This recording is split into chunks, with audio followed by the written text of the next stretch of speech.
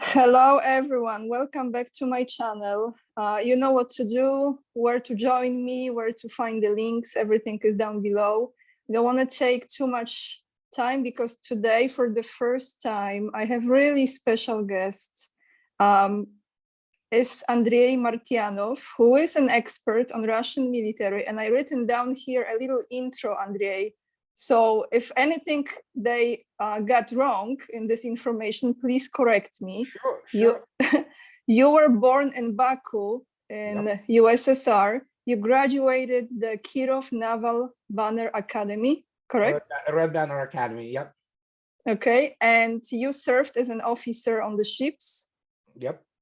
Okay, and you were also, it looks like you work for the Soviet Coast Guard, is it correct? Well, at that time, it was what is called naval units of the Border Guards KGB USSR, which was the Navy unto itself. So, yeah, it's Border Guards, but it became Coast Guard after the collapse of the Soviet Union. And even not immediately after that. I believe it's more late 90s when the service have been renamed the Coast Guard. Okay, and you are an author, and actually we started this conversation before recording, and yes, you are known in Poland, by the way, you are. Okay. There are three books. There is The Real Revolution in Military Affairs, Losing Military Supremacy, and Disintegration Indicators of the Coming American Collapse. Very, very accurate right now. Yes, sadly. So, Andrei, first of all, thank you so much for being here with me and joining me for this conversation. I have 7 questions for you. Sure. Hopefully, we can go through them. Okay. The first one is, how much of the decision-making power Putin really has? I think so. He has a final word. I think so. But of course, it's collegiate. You know, it's a Security Council of Russia. And he has obviously a very important people to confide in. So, and that is why whenever I speak about Putin, I always stress it's not just Putin, it's collective Putin. Nikolai Patrushev is immensely powerful man, the secretary of the Security Council. Obviously, people who are members of the Security Council, they are in the league of their own anyway. And of course, when you have people like Sergei Shoigu or Sergei Lavrov, Mr. Bortnikov, you know, so you're talking about some real heavyweights. And this is just the security part of the matter. Economics-wise, of course, we can always look at Mr. Sechin, Igor Sechin, and of course, Mr. Chemezov, who is the CEO of the Rostec. So he has quite a few people to go around and get the input. And I think so it's primarily collegiate, but Putin has the kind of last word, you know. Okay, so do you think, just came to me again, I always have new questions born from. Sure. Do you think, is there anyone who can influence him besides that circle? Oh my gosh, some people continue in the West, that's what Western journalists do. They discuss lingerie and celebrities.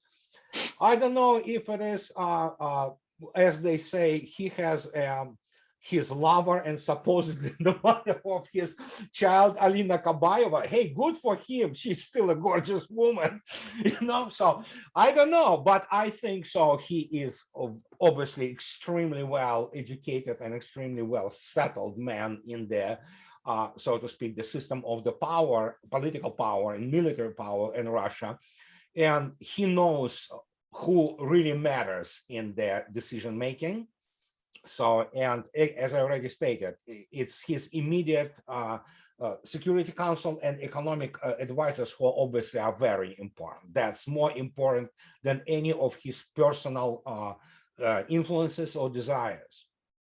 Do you think that, is there any power, any influence from IMF on Russia at this point? No. Okay, okay.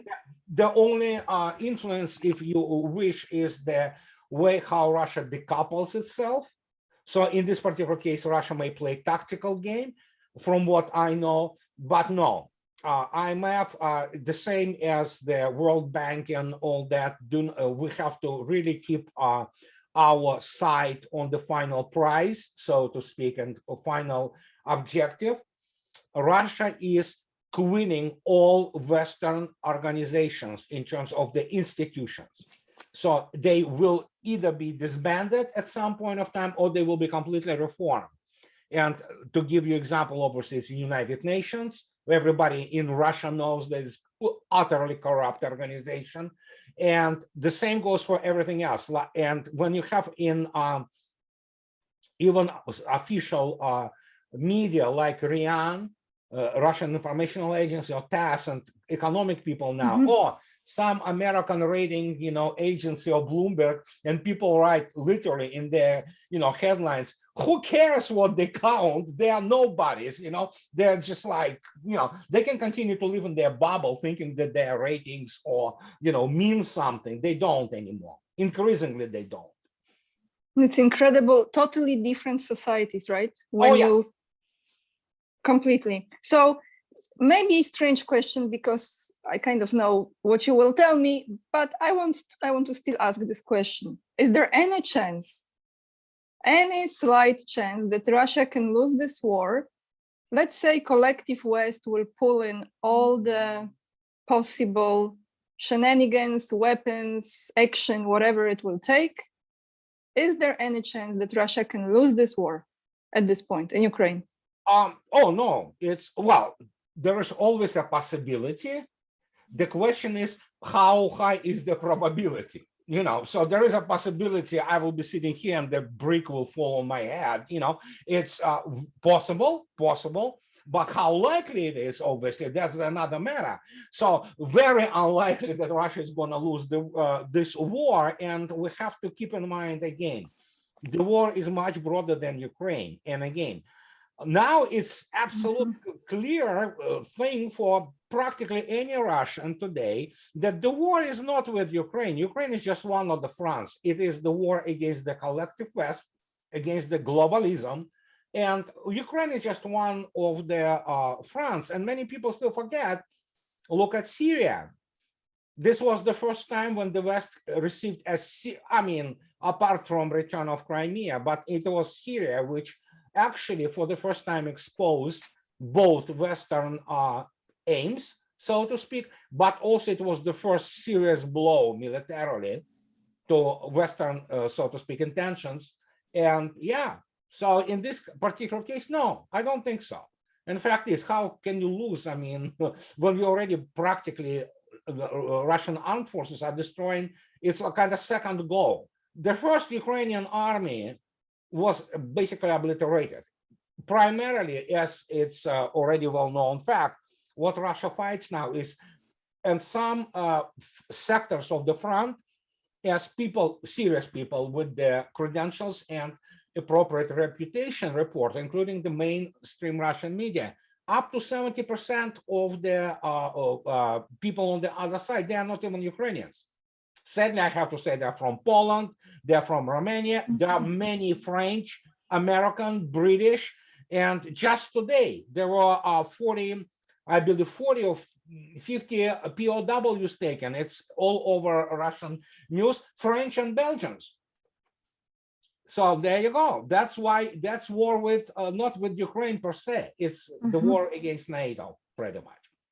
Do you think, Andrei, that front line, as you said, Ukraine is a front line, do you think after Ukraine bleeds out is gonna move? You mean what, move? The front line, is it gonna move? Yeah, I think so, yeah. But for now, what many people forget, especially in the Western media who create this hysteria and primarily report lies, the truth is that Russia already took more than 115,000 square kilometers and more than 6 million people basically joined Russian Federation. So it's already in itself, if you begin to lose by adding new territories and defeating enemy, that's a kind of strange losing, isn't it? So we have to keep this in mind. And that's why Russia has to, so to speak, digest those new areas.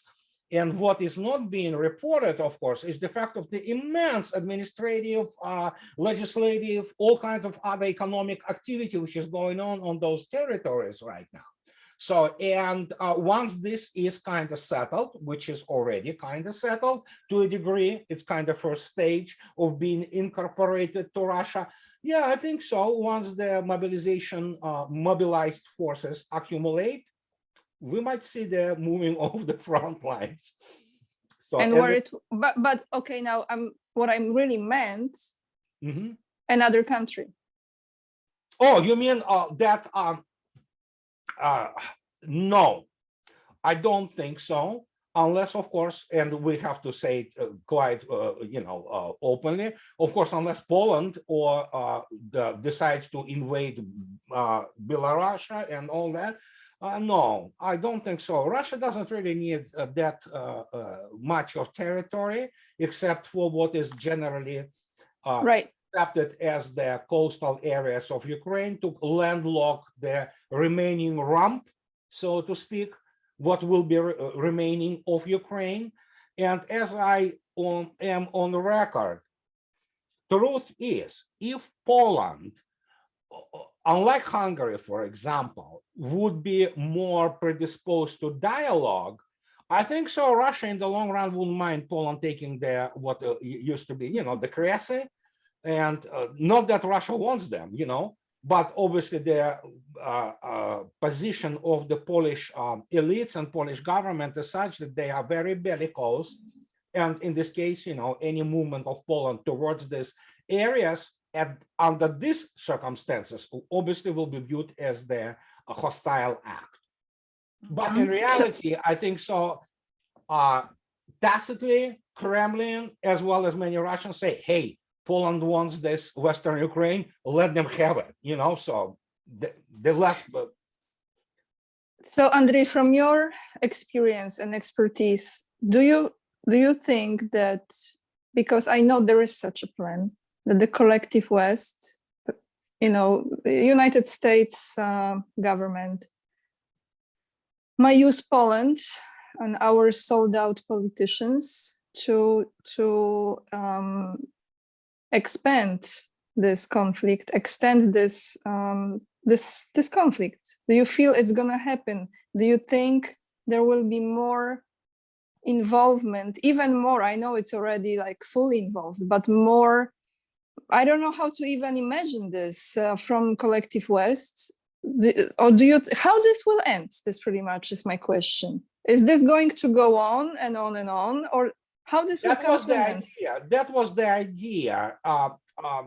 We need to understand, and you read my books, and I'm on record constantly on that. I don't think so. The people who plan that, they're very competent militarily and geopolitically, and so that's, for example, the idea, which is like, oh my gosh, even if Russians defeat armed forces of Ukraine, Russians didn't defeat them, they annihilated them. So we basically have the second army now being recycled in Ukraine by Russian armed forces.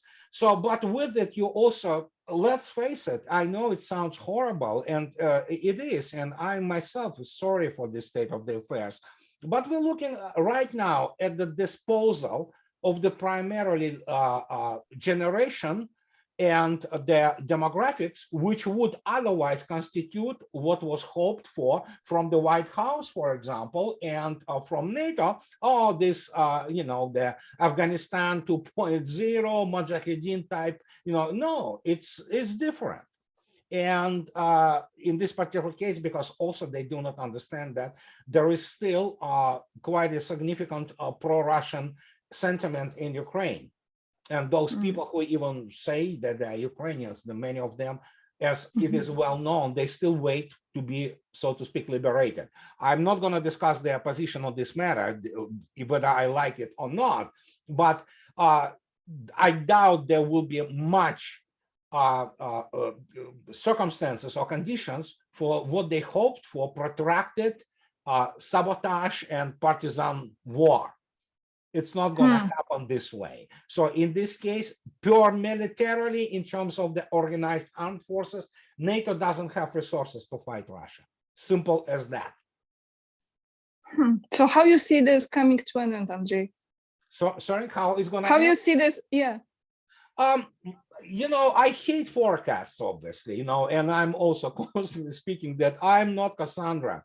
You know, but if you ask my opinion, so far, the way it looks today and what we know, and we don't know much, we know some things, we know, most likely Russia will make this, provide this land bridge between Kherson area to Transnistria.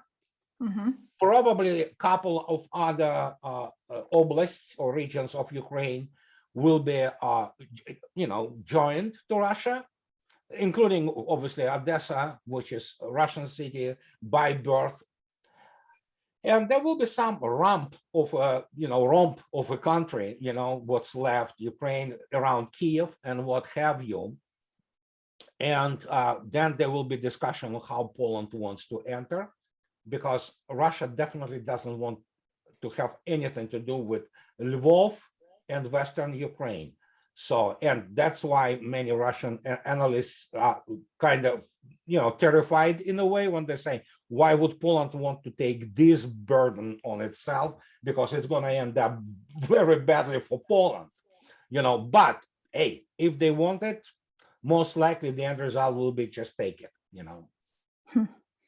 And that partial mobilization in Russia, that apparently there was 318,000, right? Yeah. So what will come after this? How the winter looks like really with this partial mobilization? Do you think that at this let's say speeding up or maybe more intensified action with that partial mobilization, is it December? Is it January? What is how do you see this in the time frame? Vladimir Putin today actually stated officially that the number of the troops which have been already incorporated in the combat units, around 50,000. Another 80,000 are already in Donbass and those areas. They are not on the front line, but they are already being incorporated and develop the combat cohesion with the other units which have been in fighting. So we're looking at 130,000 in general already either in or partially уже being ready, so to speak, to move in. So other 170, 180,000, they're probably coming in December, I think. So yeah, you have enough forces, and you have enough forces to basically pinch or break through actually in any direction you want. It could be Kharkov direction, or it could be indeed Kherson, you know. So some people talk about Kherson all the time, but they forget that basically, even with the partial mobilization, throughout the whole war, throughout the whole 8 months, Russia never used more than about 15% of its ground forces there. You know, that's what people don't understand. Those main forces are still out there, and they haven't been engaged yet because they are being held back precisely for the reason of NATO deciding to commit suicide. You know. So Andrei, so if there would be a full mobilization in Russia, what would be approximate number? Or if somebody decides to, I don't know why they would do this, but who knows, you know, if NATO decides to do a stupid thing, immediate reserve, immediate mobilizational reserve is around 2.5 million people. So it's immediate, and that means you raise the total mobilizational reserve of Russia is 20 million people. So in other words, despite what many people, and good that you ask, Anya, this question, because I want to point out one very important moment which nobody speaks about. There was a lot of talk of the bumps in the road with the partial mobilization. And there were indeed bumps in the road. There were issues of corruption. There were issues of the malfunction or dysfunction of the system here and there. But those were separate occasions. You know, it wasn't a system. Systematically wise, 85–90% of mobilization went without a, without any bump, really. And the fact that Russia was able to mobilize 300,000 people, literally, like within 2 weeks, it was go, go, go, go. And so if need be, Russia can partially mobilize another 500,000, So that was the thing which terrified, frankly, NATO. And they understood what is going on. So in this case, can Russia produce army of 2.5 million ground forces alone? Yeah, absolutely. So with this, China and India, as those two countries, especially China, that not only very strong relationships as far as the economy and trading, but do you see, let's again, it's all hypothetically looking at these events right now, that collective West is moving further east, right? Yeah. With China, what do you think will be Russian response to that? If there is any threat, any danger placed by collective West on China, how Russia would respond? Russia will not fight for China her wars. If, of course, for example, United States, which is on the record and its national strategies, however reasonably formulated, it considers China the main, enemy of the United States, which is not quite true, actually. It's just one of the segments of the American political establishment which think that China is the main thing. But point is, China is very attentively looking at what Russia does right now. And do not forget that many people do not understand that in those dyadic relations, Russian-Chinese relations, Russia is taking the leading role in terms of geopolitics. So, and if you look at the starting from 2018, when it became the famous Vostok 2018 maneuvers, which saw almost 300,000 troops fighting, basically training there, Chinese were already involved there directly, including into the mixed tactical level units. That means you would have, for example, brigade, which would consist of partially Russians, partially in Chinese, and they will interact and fight as a single unit, tactical unit. Brigade is a tactical unit. It's not division, but brigade, battalion, regiment, that kind of things, including full interaction of the air forces. And you can see yourself that there is a serious movement towards military integration. It's not going to be NATO type integration, but it is well-known fact that also the officers of the Chinese general staff are present in the command and control structures on the high level in Moscow, for example. So Chinese are learning through Russia, and do not forget, unlike Russia, Chinese didn't fight much. They are tremendous economy, they're gigantic economy, which dwarfs United States and even European Union. But militarily, they are not as experienced as Russians, and they are directly involved in kind of training on the job, so to speak. So, and in this respect, Russians literally teaching and training them if it comes, God forbids, that United States decides to do the unthinkable, so, but Chinese obviously have their own views and plans for Taiwan, and that's the contention point.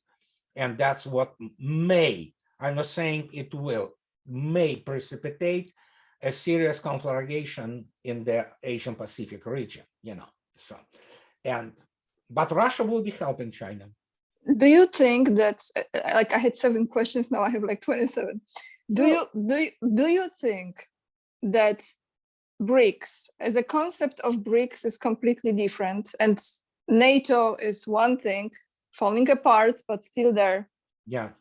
Do you think BRICS will ever have this part to it that will be military part, that protection aspect of BRICS? Do you think that will ever happen? Oh my gosh. Very good question. I doubt it will be, at least for a foreseeable future, but it is understood, and that's why I wrote my second book about it, that the defense of the realm of the Eurasian, primarily Asian, but Eurasian, including Russian, European part, and including all those subcontinent, Eurasian continent, which is forming now into the gigantic economic entity. The defense of it is primarily on Russia, and it reflects itself in all kinds of minutia, so to speak, up to the point, as you know, India gets S-400s. Now India says we will get S-500s, the first country to get it. So Russia is surrounding this area with the air defense systems, with the obviously military technology, and even Turkey. Look at Turkey, you know. So and now Turks say, you know what? Well, we're not going to stop at S-400. We're going to get S-500, and we are talking S-500 it's a completely new it's completely game changer in terms of air defense, you know.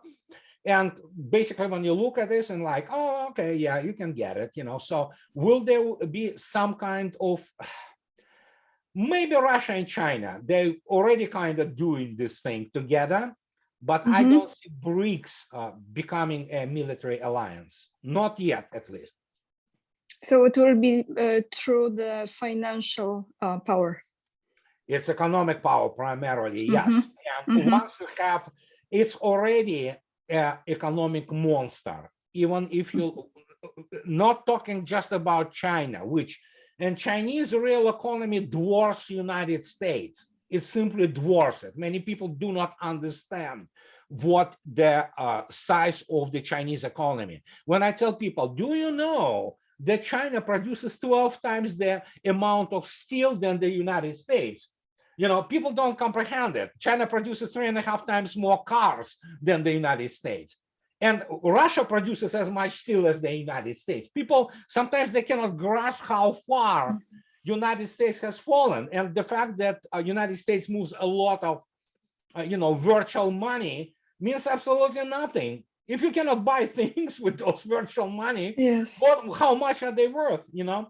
And that's when you begin to look at it, and you add here monstrously huge economy of India, despite the fact that India being not very rich country, I mean, by any stretch of imagination, but the economy is still incredibly large. It's 1.2 billion people there, you know? And then you look at you add those economy, and then you look at the even, you know, at the totally financialized West. It's like, don't even, you know, don't make, it's a joke, you know, honestly. Yes, yeah, and I also think, you know, Andrei, sorry to interrupt you, that it's so overlooked, the potential of African continent. Oh yeah, Africa this is big. Yeah, that's the future. It's really the future, you know. And this will be, I hope in our lifetime, it will be fascinating to see.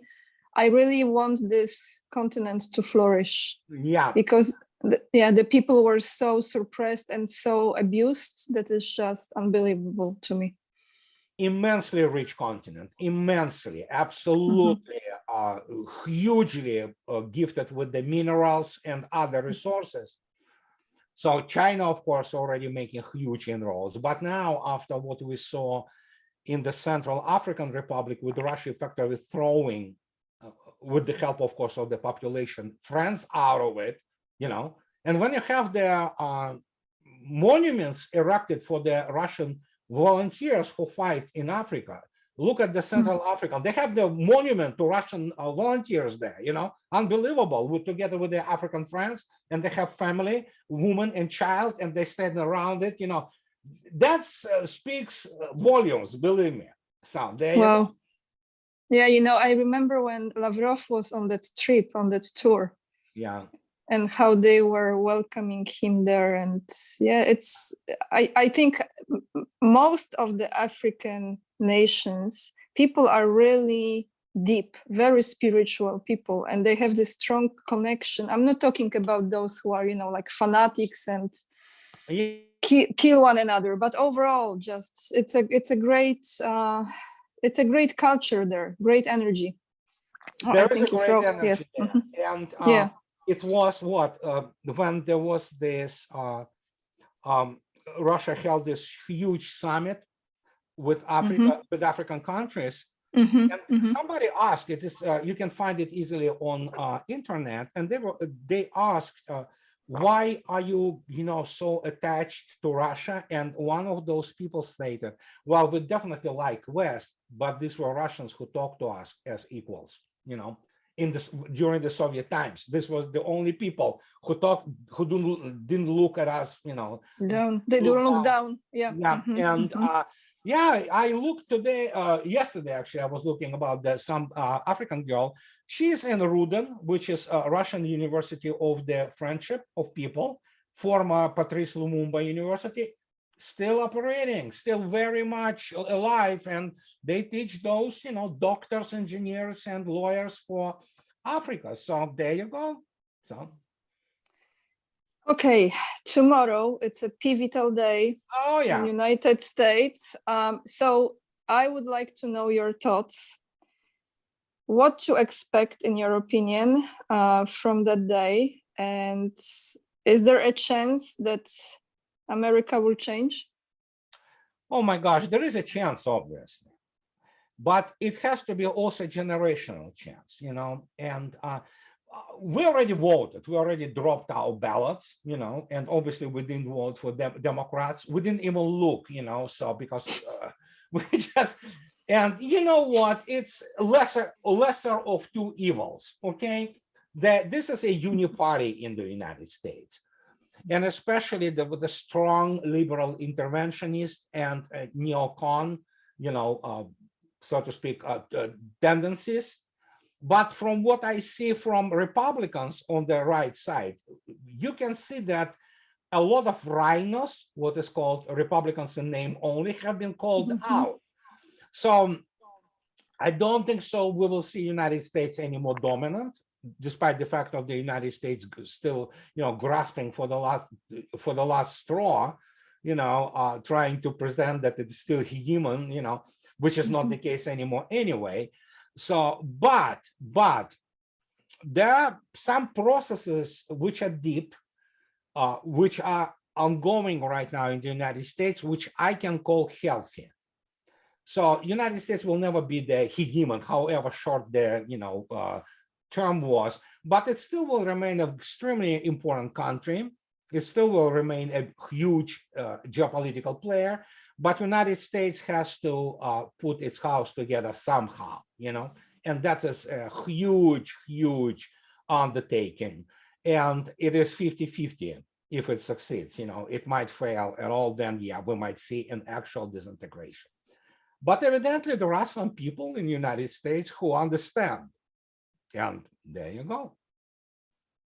Do you think that within this time now, there was more people becoming independent? Because for me, looking, like you said, at Republicans and Democrats, there was a very, very big percentage. Actually, I believe that many Republicans were worse than Democrats because they were like hidden. It's like a wolf in wolf in a sheepskin. Yeah. Yeah.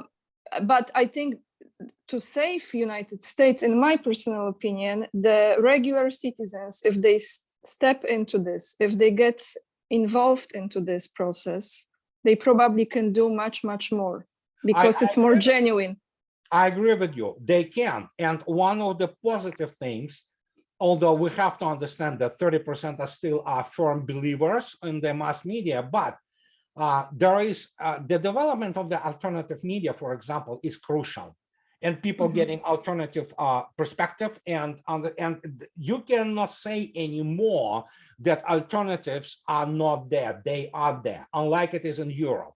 In the United States, there are voices and they are heard. And again, be that Tucker Carlson, of course, or be the Tulsi Gabbard, living Democrats, we have alternative media, which are now becoming really powerful. And that's why when you look at even the polls, You can see those shifts. Plus, of course, we have to throw in now economic aspect, which in America is not doing that great economy-wise. So yeah, this is the kind of the critical mass which is being accumulated there, and that may play a role, in saving. So do you think, let's just close this subject with this question. Do you think if we are ready after the midterms and the Republicans take the Senate, right? Do you think that support to Ukraine will stop or it will lower? What do you think will be the reaction? Yeah, I hear your question. Yeah, I don't think so they will ever stop it. But there is no doubt about that there is a logic of the circumstances. And for all intents and purposes, United States is now bankrupt. And if Republicans take Senate and the House there, we may look at the very significant and vocal group of those real Republicans who say, we have to stop this. We cannot afford it, even if we wanted to support it. But of course, there are other people who are like Marjorie Greene, and other voices who are anti-war Republicans, So, and they are a significant segment of incoming people right now. So I think so it will be influenced. But then again, do not forget, it's already today in the media. And I'm pretty sure that's what is going to happen, that if they get the majorities, they will start the impeachment procedure. Not that Kamala is any better, but Joe Biden is simply unfit to be a president, as are people who are behind him. They actually screwed it up so badly that it's unbelievable. Okay, but now she cannot really be the president, right? Well, she should by the Article 25, and yeah, but obviously she is not a president. No, and I think she's not really American when you go deeper into this. Yeah, absolute. I mean, but you know what? If she's properly controlled by proper interest, who knows? They will just write the same as Biden primarily. Here it's teleprompter for the most of the time, Well, he might have some decision inputs, but he is cognitively, he declines tremendously. It's unbelievable. This is, it's elderly abuse, Andrei. It is. I agree. As much as I wrote so many times in my blog, and I wrote it specifically, as much as I deplore Biden's family, as much I, abhor everything they do. What happens here is a senior abuse. They abuse basically demented senior citizen who needs to be, taken care of in the totally different environment, family environment. The fact that his wife even agreed to that, it's just, and of course, the fundamental question after that, who were those people who voted for him when they saw what they were voting for? Even if to admit that there were some irregularities in the election process. Those people hated Trump so much that they decided to elect basically what? I don't even know. I have no terms to describe that. It was a total humiliation of the country and America. Yes. The shining, city in the hill. Oh, come on. People are laughing at the country. They're laughing at America's political system. They don't understand how they killed it. Nobody can sell. Nobody in their own mind. No, some operative from State Department or whoever can ever sell again the American, our democracy and that. It's laughable. They elected basically the man who is demented. He has an acute case of dementia. And they want to sell it. And we were laughing at Brezhnev. For good God, Brezhnev died when he was 73. And guess what?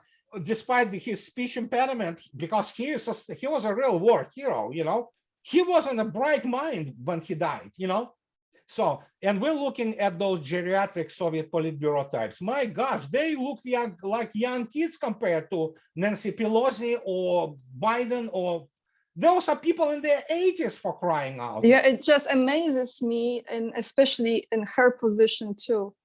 How is this even possible for someone to hold that position that long? It's just mind-blowing to me, like how this can be.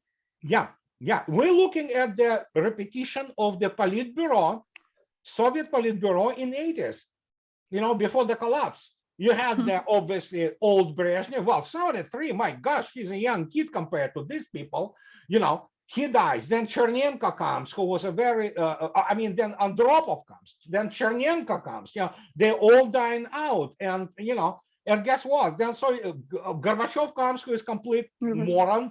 Yeah, and the Soviet Union collapses. And like, my gosh, you will be hard pressed not to draw the parallels between the Soviet Union and the right. United States. Yeah, it's interesting. Look at the US Congress and people who run things. Pardon my French, but they are old farts, many of them. Many of them are not themselves. They don't even, you know, in their normal mind, you know, apart from the fact them being absolutely ideologically driven to the point of absurdity. And you look at this as my God. But then again, remember, New York elected this congressman, what's his name there, Huma Abedin husband, who was— oh my God. Oh, yeah, they voted for him several times. If people are morons, let them experience it, you know. Yeah, I always repeat this old truism. People deserve the government they elect. America, Russians completely deserved what they were voting for in 1990s, even if to consider the irregularities and falsification of some elections, you know, and Russia went through the horror of the 1990s by electing Yeltsin, you know. Russians learned the lesson. Will America? I don't know. We'll see. But you know, Andrei, I just want to tell you, if it's okay, if I can share this with you. Honestly, for me, look, like I often hear this from people. That's what you voted for. That's who you voted for. Why you vote? My perception on all of this is pretty much all of those elections are stolen. They are set up. They are stolen. They are twisted. They are. It's just as they want. Whoever they want in the position to be will be there. Doesn't matter how they will get there, with the gym bags, no gym bags, whatever is the vision.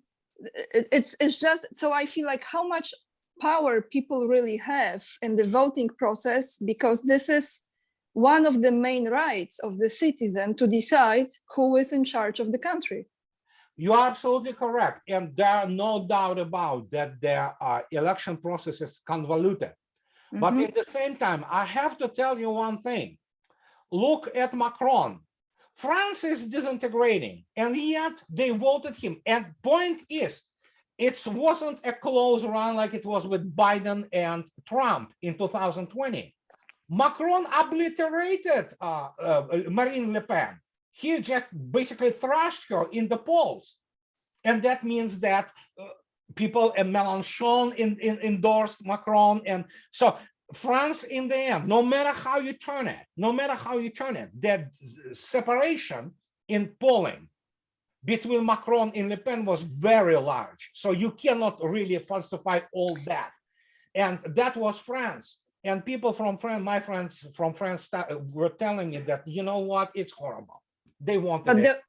But there were shenanigans too, you know, Oh, and the voting. Oh, absolutely. Yeah, absolutely. and even the French colonial places too, the same thing. Like they were not counting right the votes. But yeah, oh, absolutely. But still, even with this, you know, somebody voted for him. And yeah, still, yeah, it's true. Like still, who is still voting for this? For this, absolutely. And they were voting, you know. And I mean, you asked for it, you got it. Now live with it, you know, and that's simple as that, you know, and nothing could be done about it. And while I totally agree with your not perception, you're absolutely correct. There are no doubt about irregularities and falsification of the election and the election process being completely discredited, but people still have the power. The strength is in the numbers, in the end. So there are some, it's like football match, you can lose 3-2, okay? And you'll say, oh gosh, we've played really even game, and we almost, got either tie or could have won. But when you're being thrashed 5-0, there is no doubt about it that you lost it, so it's just the way it is. So if you lose in numbers, and that's the same thing which is obviously happened, and we know that federal judge ruled that there were all irregularities in Arizona counting their votes in 2020. It was obvious that there were some falsifications, and irregularities. So I want to end today with a question that I receive a lot from my viewers. They ask me this question a lot because they think I have the answer for it, and I can only speak from my experience. But I think this is perfect opportunity to have Polish and Russian talking to one another. Oh yeah. So they ask me why Polish people hate Russia so much. And I don't generalize it like this, although of course there is a lot of people who don't like Russia. Oh yeah. I'm not one of them anymore. I used to be disliking Russia because I was forced to learn, to think, to do. Yeah. But I would like to ask you, Andrei, what Russians really think about Polish people? I mean, generalizing again, or what is overall the sentiment, the opinion about Polish people or Poland? Obviously, Russians do make a distinction between Polish elites and general Polish population. They do make distinction, but you have to remember another thing. Take my generation. We were grossly, so to speak, affected by Polish culture. We grew up with the Polish cinematography, Polish music, Skaldowy, SBB, and things of this nature. We grew up with great Polish actors, from Pani Sikulska to, all kinds of people, being in Soviet and Polish movies. Even the Kabachok 13 stuli, the pub 13 chairs, it was a Polish thing, and the Russians were doing so. This was the most popular, evening TV show in the Soviet Union. And then, of course, you Stanislav Mikulski and Stavka Больше чем жизнь. And of course, let me tell you, my generation kids, Четыре Pancerny and PS. It's like, the music starts to play. Okay, the streets are empty. The kids are in the front of the TV. So it was so immense.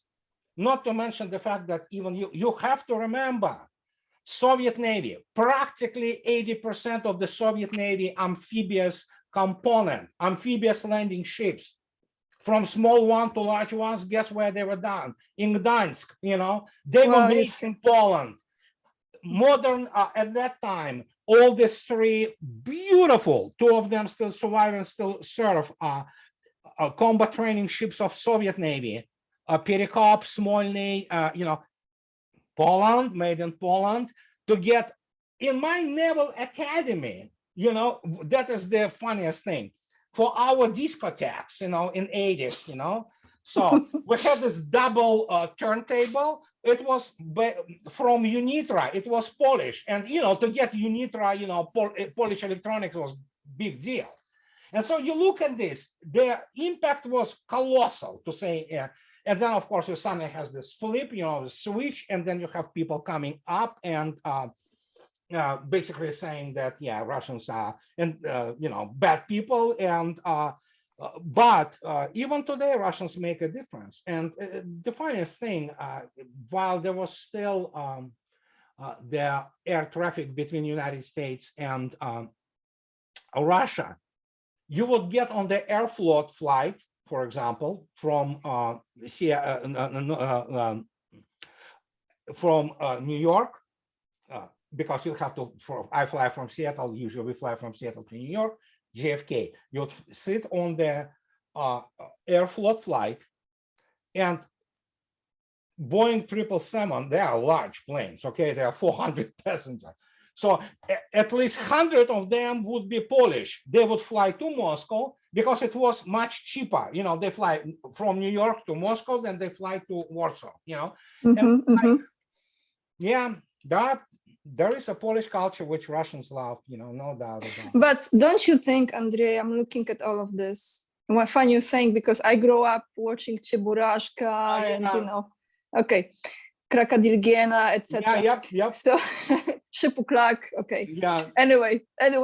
So I want to ask you, looking at all of this, I really see how there is this evil force that is trying to destroy the Slavic bloodline, Slavic culture.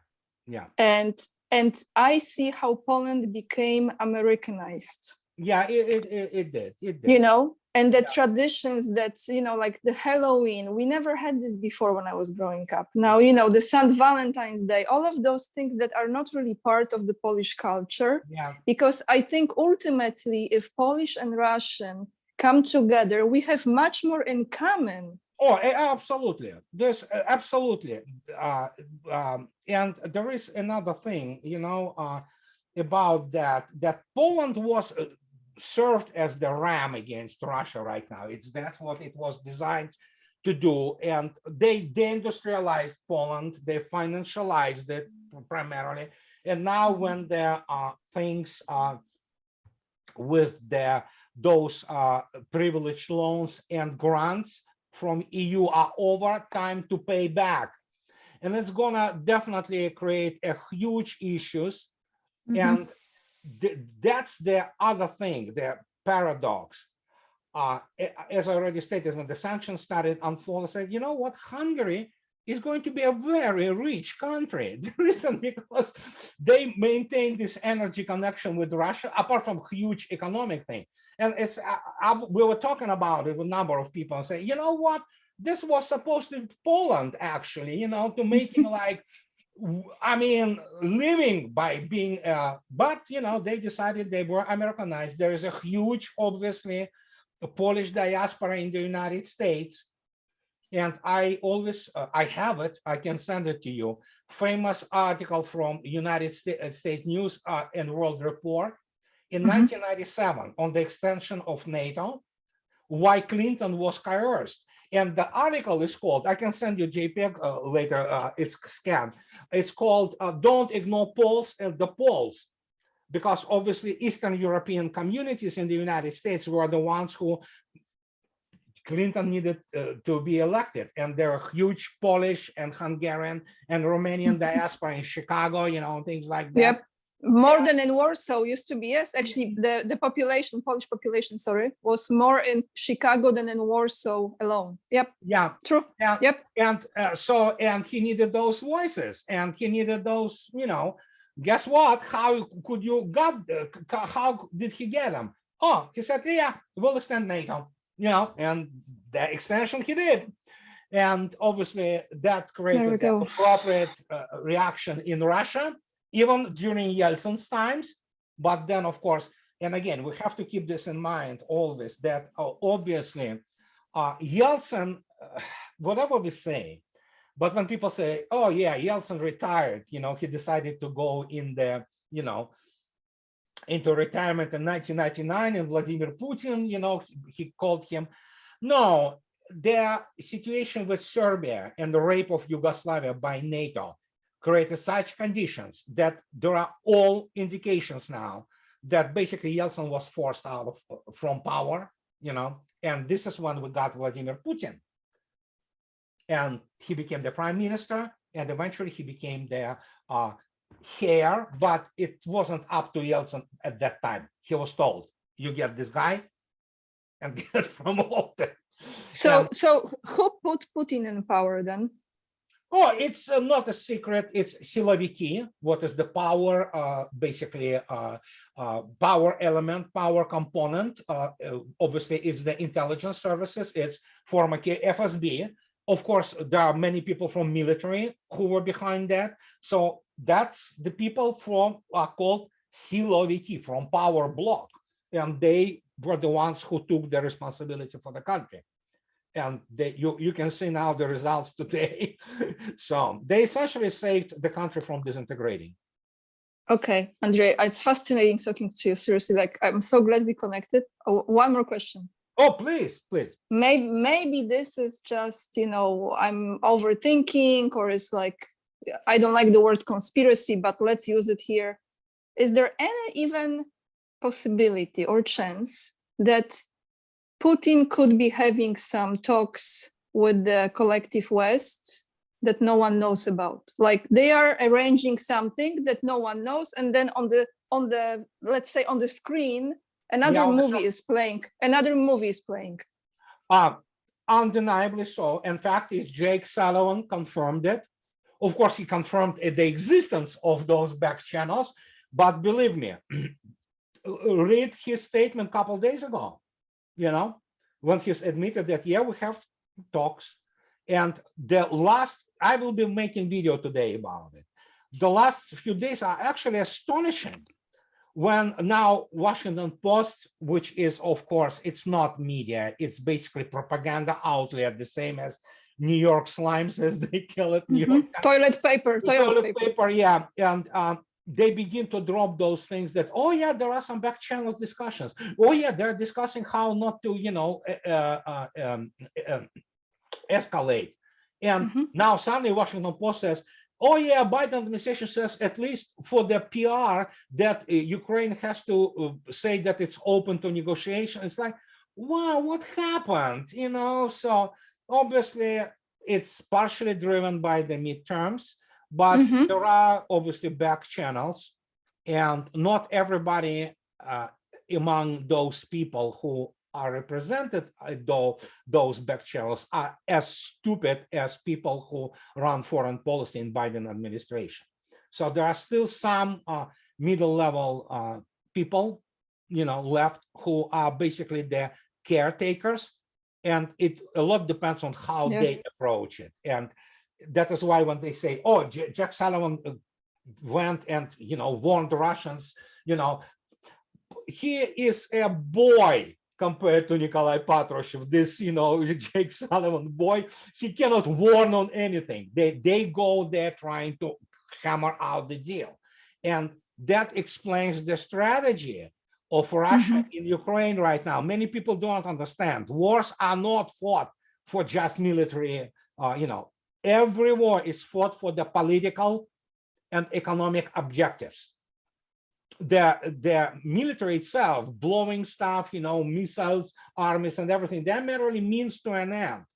So, and again, as I stated, Russia is in this death or life or death struggle. But let me tell you, Russia is prevailing. It's all signs there, because the war is much larger than merely, you know, combated the Ukraine. So there you go. Well, thank you, Andrei. I actually think that wars are to reset the financial system.